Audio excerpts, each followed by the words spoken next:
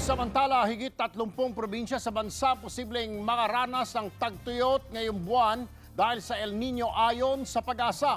Ang probinsya ng Cebu ay sinailalim na sa state of calamity dahil sa kakulangan ng tubig. Maaksyon si Sheila Francisco. Natuyo na ang mga palayan sa Cebu kasunod ng matinding init ng panahon. Nararanasan na rin ang water shortage sa Buhisan Dam na pangunahing pinagkukunan ng tubig. Ang atuang haklupan facility sa Talisay, matawag na to nga ang tubig nga atong nasaw dito since July, ato na dyong gisugod og distribute. So, in effect, wala na tay reserve. Dahil dito, higit 40 lugar na sa Cebu ang kulang o walang tubig. Kaya isinailalim na sa state of calamity ang buong probinsya dahil sa El Nino. Sa Region 12 o Soc-Sargen naman, hanggang 20% na ang nabawas sa produksyon ng mais, gulay, papaya at pinya.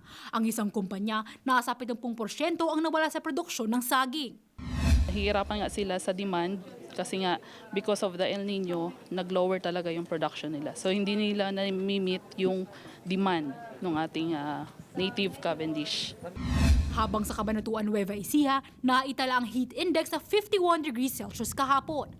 Ang heat index ay ang katumbas ng nararamdamang init sa katawan depende sa temperatura at humidity. Sa ganitong katinding init, posibleng makaranas ng heat cramps at heat exhaustion ang isang tao. Posible rin itong mauwi sa heat stroke.